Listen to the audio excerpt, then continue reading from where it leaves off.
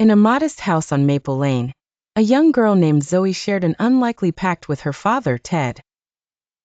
One spring evening, her mother had dangled an irresistible promise: pass the entrance exam for the city's prestigious academy, and there would be an ambitious reward: a trip to the seaside and a new digital camera. Both Zoe and Ted's eyes had sparkled at the challenge.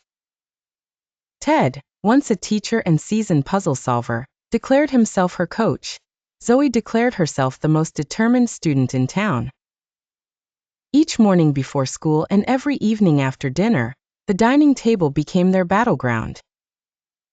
Ted armed himself with textbooks, notepads, and colorful markers. Zoe, at first, met every problem head-on: a tricky algebraic equation here, a devilish grammar point there, always countered by her father's patient explanations and quirky mnemonics. Their laughter echoed, enthusiasm feeding off progress. But as the chapters deepened, so did Zoe's doubts. She stumbled over math, tripped on essay questions, and her resolve began to slide. The reward was bright, but the road felt endless. Procrastination crept in quietly. Suddenly, the dining table was cleared not for study, but for distractions: drawing comic strips, scrolling through videos, or simply staring at the ceiling and wishing the knowledge would seep in magically. Ted noticed.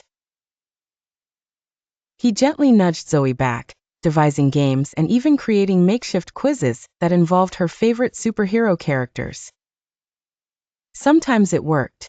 Other nights, frustration won and Zoe retreated to her room, leaving unspoken worry lingering between them. The desire to succeed was crowded by the anxiety to even try.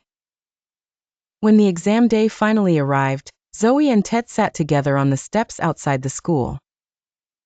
Ted squeezed her shoulder and whispered every bit of encouragement he could think of. Inside, the classroom buzzed with nervous tension. Zoe summoned thoughts of flashcards and midnight pep talks. And yet, as she stared at the sheet of questions, her mind blanked. The aftermath was a quiet car ride home, a dinner where no one spoke of grammar or equations. A week later, the results arrived and defeat was confirmed. There was no trip, no camera, no triumphant celebration. Zoe lay awake that night, regret twisting in her chest. If only I hadn't wasted those hours, she thought. If only I could rewind to the beginning and do it over. In the dark, she tiptoed into the living room and found Ted at his desk, grading papers. He looked up, smiling tiredly, no hint of disappointment in his eyes. "Dad, I wish time could go back," she whispered. Ted wrapped her in a hug, understanding radiating from his silent patience.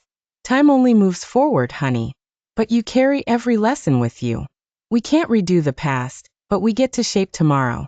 I'm proud of you for trying."